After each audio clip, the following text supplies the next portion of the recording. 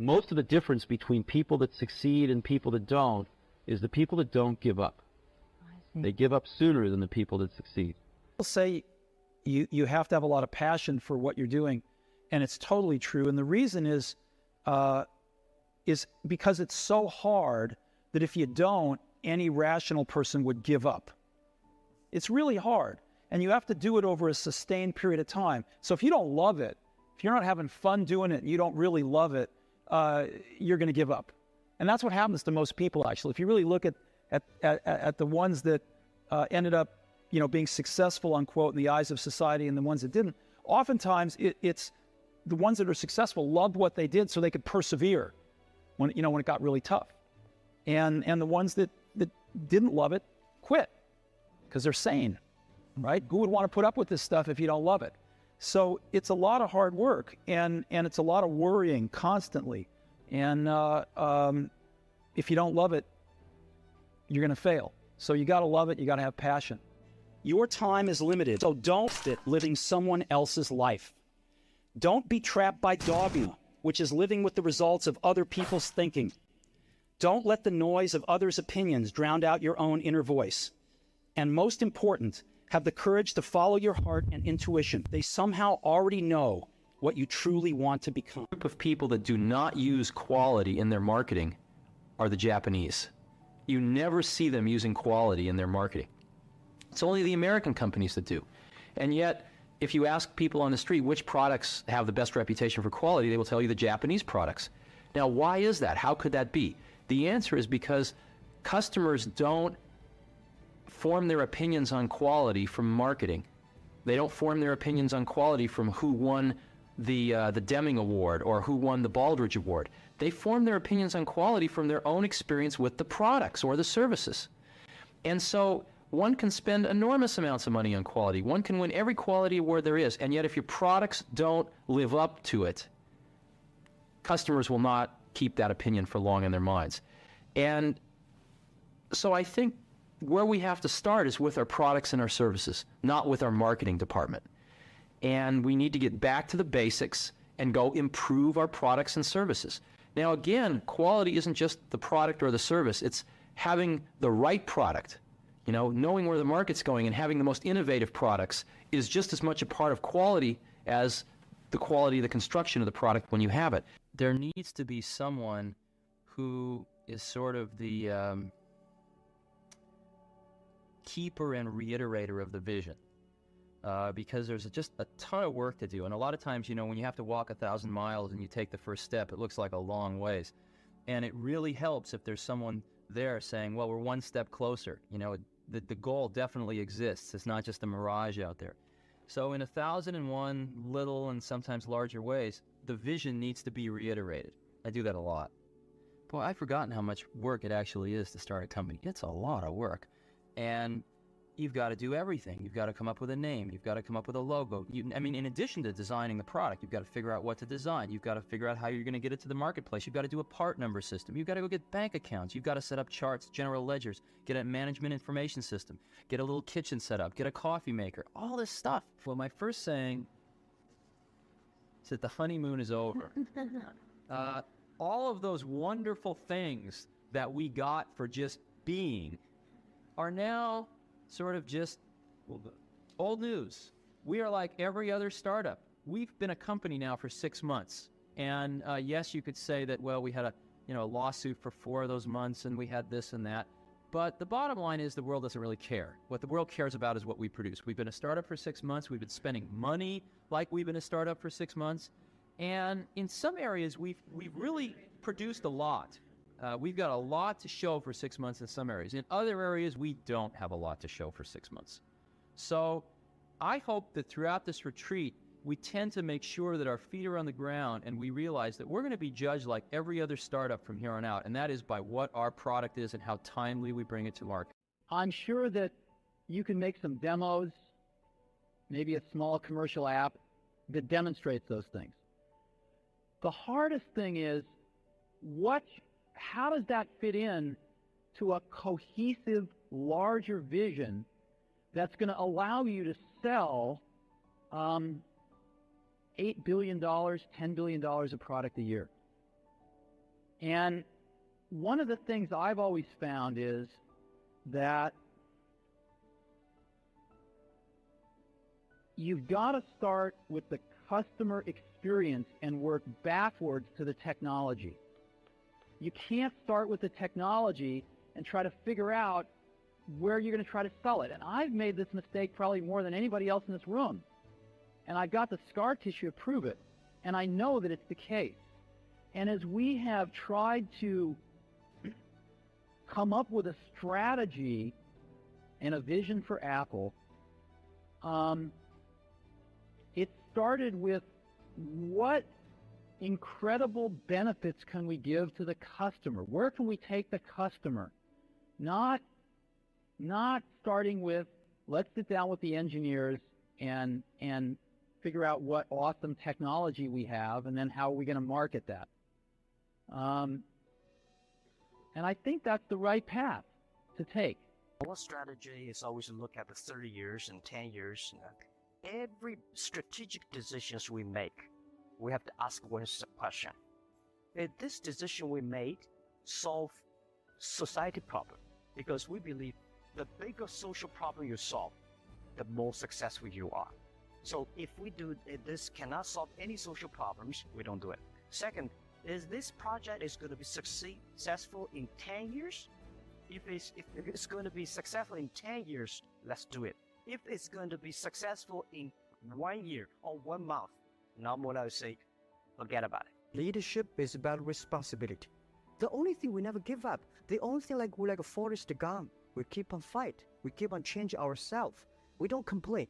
Whether you are successful or not successful, but you should grow your mind, grow your culture, grow your value, grow your wisdom. My job is to making sure that my team are happy. Because my team are happy, they can make my customer happy. If my customer, they are all small business. When they're happy, we are happy. In this world, if you want to win in 21st century, you have to making sure that making other people powerful, empower others, making sure the other people better than you are, then you will be successful. I never give up. I think there is an opportunity there. Write it down. Let's go to the next slide. Honestly, write it down. I want you to write it down for me real quick. Write down, what are you doing right now that you know that's killing the game? There's something that is blocking your next level, and it's you, and you want to keep saying it's somebody else. It's this company I work for. They ain't showing me no love. They ain't showing you no love because you ain't doing something to make them show you love. They see how all over the place you are, and they're going to take advantage of it. They see you ain't got no structure. You ain't got no 5-year plan, 10-year plan. You ain't got your stuff together. They see it. So over here, real quick. Somebody be honest over here about why you can't get to that next level. What's that thing? Say it again. Good. And when you say mindset, what do you mean? Good. Yep. You come from poverty, so you're dealing with wealth as poverty. You dealing with wealthy people talking poverty language. Yep, it's not gonna work. Somebody over here. Yep. Procrastination. Good. How many of y'all being killed by procrastination? Let me see your hand. Yep. She's a man eater. Whoa, here she come. I'm talking procrastination is killing America. It's killing it. If you could fix procrastination, what would your life be like? You understand what I'm saying? People like E.T., I want to do what you do. No, you don't. I'm my own boss. When I worked at Michigan State, I had to be to work at 9 o'clock. When I work for myself, I get up at 3. When I worked at Michigan State, I get to leave at 5. When you work for yourself, you don't have no time when you get off. You don't get off. You stop when the work is done. I work harder for myself than I did and you talking about you want to work for yourself. No, you don't. You can't show up for another man. If you work for yourself, you'd be asleep all day. You'd be like, I work for myself. I'm good. I ain't even getting up today. You know what I'm saying? I'm just taking a day off. I'm just being real. There are those of you who work for yourself, you don't even have a plan. You don't even have like a vacation package for yourself. You just get to get off whenever you want to. What kind of job is that? You can just take off when you want to? That ain't no real job. You ain't got no insurance. You ain't paying yourself. But when you had a job, you could get there for them when they wanted you to get there. Oh, you had to tell them when you was going to be sick, when you want, but for yourself, you ain't got to do nothing? That's why you can't blow up. You ain't got enough discipline to discipline you. That's why you're making the money you're making, because you got to let somebody else do it, because you don't have enough sense to do it for yourself. You're going to tell me, E, you get up at 3 o'clock in the morning. I live in America. You mean to tell me I could be a multimillionaire by getting up at 3 o'clock in the morning? I do it every day. And guess what? When I get my paper, I take a nap when I'm tired. We two humans. We both live in America. One of us getting up at 1 to grind and going to take a shower at 3 to get the day started. One of us just coming from the club and don't know where we are. E, you saying don't go to clubs? Yeah, go to a club, but don't go to a club and you don't know you went to the club. I have failed far more times than I've succeeded. Far more. You will never succeed more than you fail. That's not how it works. You know why? Because failure is a wonderful teacher.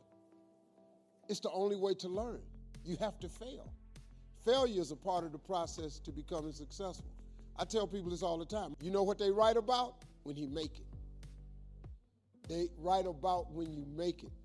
So guess what? When you get through failing, all you got to do is make one. All you got to do is make one. I've had in my career probably a total of, I've been to over 200 pitch meetings to pitch ideas in Hollywood. Out of those 200, they have picked 5 of them. 200 meetings, 200 show ideas, they've picked 5 of them. But you know what them 5 was? Hits. So you know what they made me? A star. I only had 5. I only hit 5. The rest of the shows I had somebody thought of and asked me to be on the show, and I might have turned it into a hit. But I've only been picked, 5 of my ideas got picked. In 33 years, 5 ideas got picked. All I need is 5 hits. That's all. Y'all don't even know I was in them other meetings. They don't write about it. They just write about my hits. You just need a hit, man. So when you fail, it's a part of the process. Keep going. You're supposed to fail. Shit, who you know that gets it right all the time? That's impossible. You have to fail. Matter of fact, when you fail, be glad about it. Every time you fail, you're one step closer. So every time you fail, say, whew, got that out the way. Go to the next one. Fail again, okay, I got 2 out the way. What's gonna happen is if you just keep swinging, you're gonna get a hit. Ask and it shall be given you. Seek and ye shall find. Knock and it shall be opened unto you. For everyone that asketh receiveth, and he that seeketh findeth, and to him that knocketh it shall be opened. That sounded pretty optimistic again.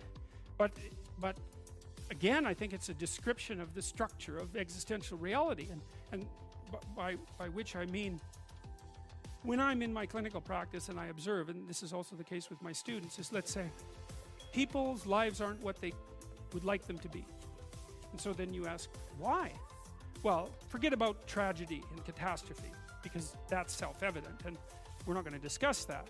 Although the degree to which you bring about your own tragedy is always indeterminate. But I would never say that every terrible thing that is visited on a person is something they deserved. I think that that's a very dangerous presupposition, especially because everyone gets sick and everyone dies. But one of the main reasons that people don't get what they want is because they don't actually figure out what it is. And the probability that you're going to get what would be good for you, let's say, which would even be better than what you want, right? Because, you know, you might be wrong about what you want easily. But maybe you could get what would really be good for you. Well, why don't you? Well, because you don't try. You don't think, okay, here's what I would like if I could have it. And I don't mean in a way that you manipulate the world to force it to deliver you goods for status or something like that. That isn't what I mean. I mean something like, imagine that you were taking care of yourself like you were someone you actually cared for. And then you thought, okay, I'm caring for this person. I would like things to go as well for them as possible. What would their life have to be like in order for that to be the case? People don't do that. They don't sit down and think, all right, you know, let's figure it out. You've got a life. It's hard, obviously. It's like 3 years from now, you can have what you need. Life is hard. See, it's hard when you are 49 years old, been working on a job for 17 years, and they come in and tell you you're finished and give you 1 week severance pay. And you got to start all over again.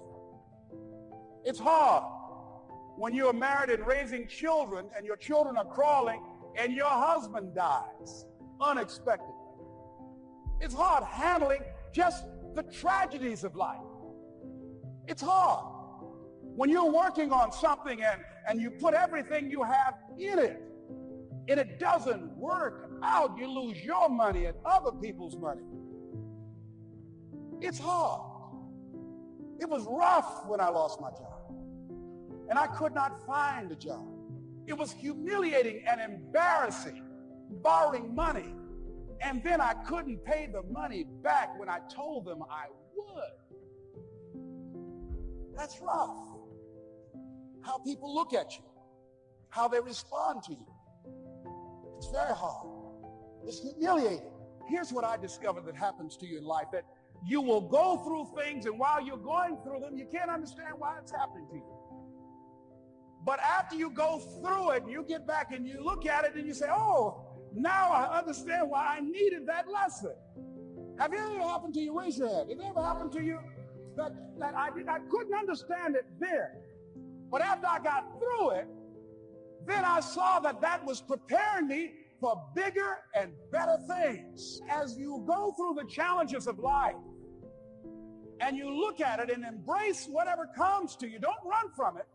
Step toward it. Don't try and duck it like most people do. See, most people want it easy. See, easy come, easy what? Easy go. See, but when you go at what you're going to deal with and you deal with the difficulties of it, when you handle those hard things close at hand, making those hard decisions right now that you don't want to make, learning those things that you don't like to do, but you know that in order for you to get where you want to go, this is one of the hoops that you have to flip through. And I'm saying to you, whatever you got to do it, because if you don't, life is going to whoop you until you surrender and say, okay, all right. I cooperate. Okay, I learned. Okay. They had to wear me out a long time. So if it's hard, then do it hard. Now, how do you hang in there during the hard, difficult times? Les, you must have faith. You've got to believe in yourself. You've got to believe in your abilities. You've got to believe in your service, your company, your ideas, unquestionably. They changed the world through humanness. They changed the world through reconciling. And they changed the world through learning from their difficult moments, from their crucible moments early on in life. We need more leaders like that today. Why is it that Amazon invented Amazon and the e-reader, and publishing industry did not even invent the Kindle? Like, that is, it's because they're too busy protecting the old business model.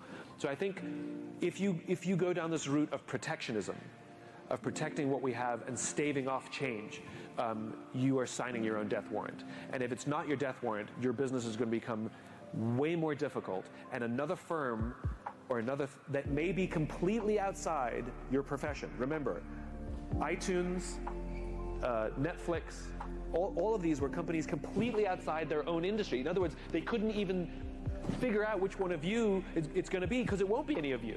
It might be a software company that'll completely eviscerate your profession.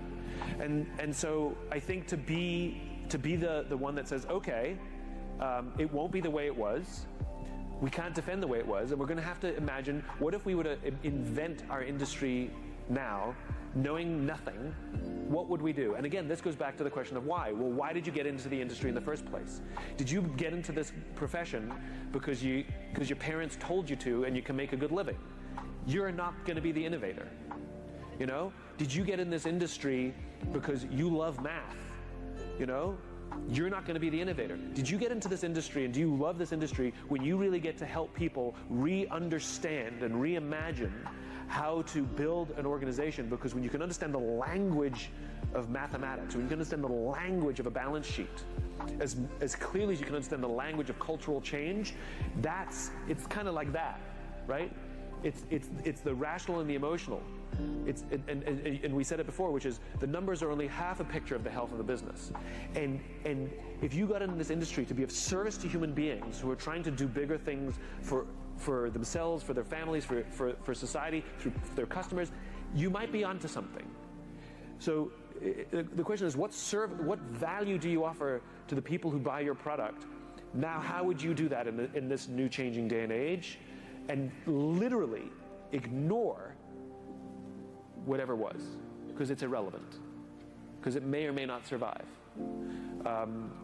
The industry, the profession will do fine if you're the ones willing to blow up your own business. But you've got to be able to envision that success and also have a space that keeps you on track and makes you feel confident about how you're managing your finances to put yourself in a good situation for both to happen. Okay, now let's talk about career goals. I absolutely love this idea of posting aspirational appointments on your calendar, but you also want to make it more practical as well. Those are going to show up, and being able to check in with yourself and go, yeah, that's cool, I did that. Or, oh, we're not there yet and I wanted to be there in 1 year, 5 years. The steps in between matter. So just knowing that you're putting appointments like that on the calendar for your future self, what can you do to start to set the stage for it now? I do this with annual goals and with quarterly goals. I know what I'm doing on an annual basis based on what the big picture is, and so I will write those out. And then from there, you just keep reverse engineering. If something needs to be done by the end of 2020, what are you going to check in on every quarter to get yourself there? Can you break it down into 4 steps? Can you break it down into 25% and then 50 and then 75 to get to 100 by the end of the year? The more practical that you make the things that are aspirational, the better. So that even if you don't get to be on the cover of Forbes someday, you still did a whole lot of stuff in between that helped you get there and probably achieved a lot of other progress in your career. There are so many things that I wanted for myself 10 years ago when I was first getting started that I never would have been prepared for at the time. But wanting it badly enough helped me reach for it. And even if I didn't end up getting those things because I was like, oh, that doesn't even matter to me that much, or I thought of something better, ideally those things have happened or are more likely to happen as I've progressed. Everything comes down to the reverse engineering of where you want to be. If you don't know what building you're putting your ladder on, when you get to the top of it, it's not going to be that fulfilling. Know what you want. So the annual goals are in a list in my bullet journal. I write the quarterly goals based on what the annual goals are, 4 baby steps throughout the year. And then I have a review of whether or not I achieved quarterly goals at the end of every quarter, so I can write the next quarters. And in order to make sure I get to those checkpoints, I review quarterly goals on a weekly basis during weekly reflection. That's my reverse engineering. That has been what works for me. It doesn't mean I achieve every single one of my goals, but I do my best to make sure that if I don't track them, if you don't track something, it's much less likely to happen. So as long as I'm staring the goals in the face of what I want to see happen, I'm much more likely to get creative about how we can do it. All right, let's talk about personal connections. I actually think one of the biggest goals that you can have is to have meaningful relationships in your life. The way that I track these goals kind of runs the gamut. Some of them play a role in my annual goals list in my bullet journal, so I kind of already went over that. But on the day-to-day, sometimes I just get caught up in this hamster wheel of I'm always working on a lot of goals. So I don't want to forget to talk to the people that are really important to me. I will actually use an app. I promise it's the weirdest, but I do. I use an app that is meant to be a habit tracker, and I just put people's names in it. And the people that I really, really care about, that I have to actively try to have a good relationship with because it is on me and all of it is on me. I can say that other people aren't trying enough, but it's a two-way street. I put the people I need to touch base with in that habit tracker so that I know that there's not a period of time that passes by without me saying, hey, how are you? What can I do for you? I love you, Mom, right? Mom, I'm sorry, you're in my habit tracker. Get over it, okay? But it can just be easy to get caught up.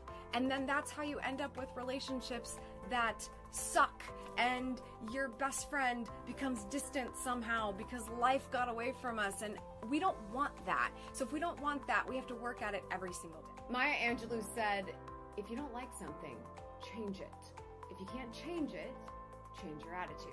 We think about things that we want to change all the time, whether they are controllable or not so controllable. If you know there's a few things in your life that are due for a change, I have a few ideas of things that you can do that, if done diligently, you just might find that you've created a life you love.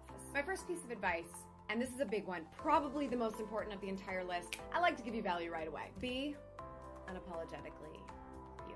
This is hard. A lot of us have a pretty good idea of who we are and either don't come to terms with it, don't share it with anyone else, or hide from it. And I don't think that's healthy. It actually might seem healthy because it seems like we can avoid confrontation and avoid these moments where who we are might not always work with the situations that we're in or how somebody else feels about something. But knowing who you are and what you stand for is very important. If you believe in it, if your beliefs are really truly yours, that you would be able to share that with people outside of yourself. And even if you don't share anything with any people, why waver when you believe something deeply? We can really get confused about what our beliefs are and who we are and what we think because we're looking at social media a lot. We're watching a lot of content on television. There's something to know and an opinion to hear from everywhere, and that can get annoying after a while if we're being honest. But I have found that the more I have sacrificed or compromised who I am because of my surroundings or the people around me, the more I paid for it later, whether it was mindset wise, just like me thinking about it to myself, or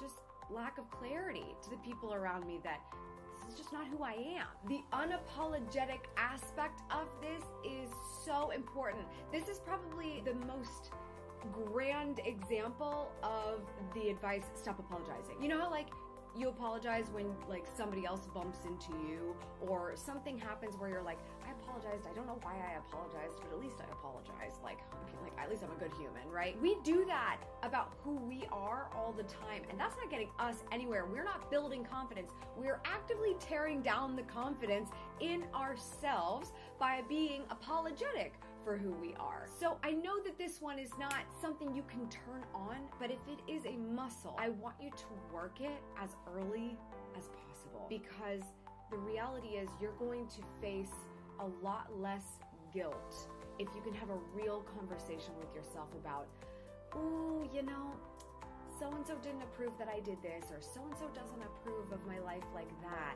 but do I feel shame about it?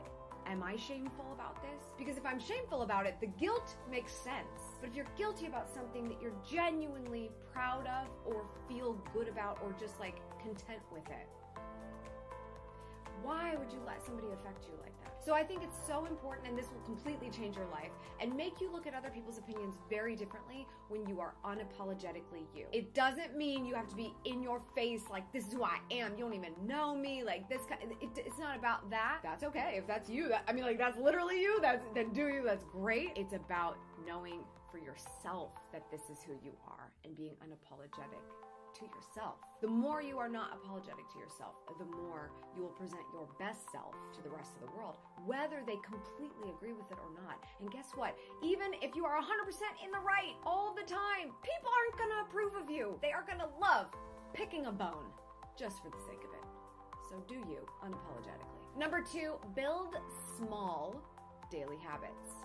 Okay, I did not say big, I said small. They don't have to be huge, they just have to be tiny, but they have to happen all the time. They have to be habits. Habits are only habits when they are actually habits. Habits are habitual. Habits are not just things you started doing one day, and therefore you did it once and now it's a habit. No, it's a habit once it becomes a habit, but you have to start somewhere. And if you try to start with something crazy, especially January 1st, right?